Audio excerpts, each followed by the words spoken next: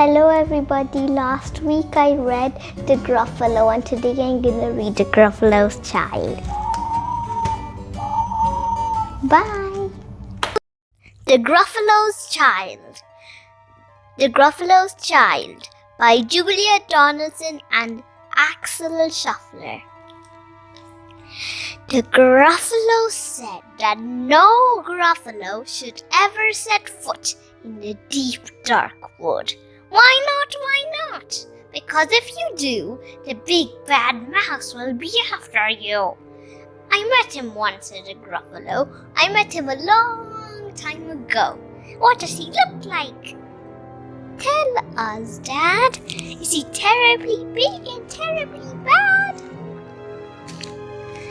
I can't quite remember, said the Gruffalo. The Gruffalo said. Then he thought for a minute and scratched his head.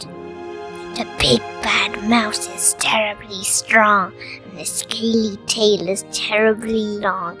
His eyes are like pools of terrible fire, and his terrible whiskers are tougher than wire.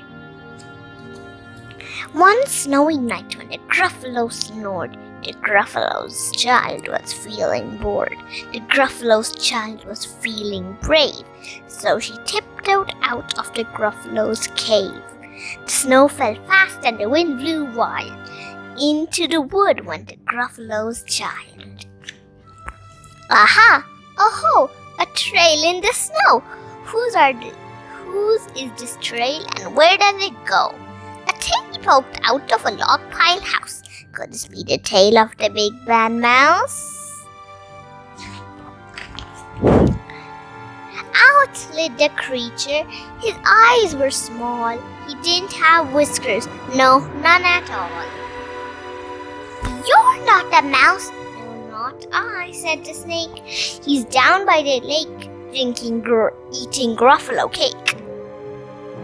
The snow fell fast and the wind blew wild. I'm not scared, said the Gruffalo's child. Aha! Aho! Marks in the snow. Whose are these claw marks and where do they go? Two eyes gleamed out of a treetop house. Could these be the eyes of the big bad mouse? Down flew the creature. His tail was short. He didn't have whiskers of any sort. You're not a mouse. Not I, but he's somewhere nearby eating Gruffalo pie. The snow fell fast and the wind blew wild. I'm not scared, said the Gruffalo's child. Aha! Oh-ho! A track in the snow. Whose is this track and where does it go? Whiskers at last, and an underground house. Could this be the home of the big bad mouse? Out slunk the creature. His eyes weren't fiery, his tail wasn't scaly, and his whiskers weren't wiry. You're not a mouse. Oh no, not me. He's under a tree drinking Gruffalo tea. It's all a trick, said the Gruffalo child as he sat on the stump where the snow lay piled. I don't believe in a big bad mouse. But here comes a little one out of his house. Not big, not bad, but a mouse at least.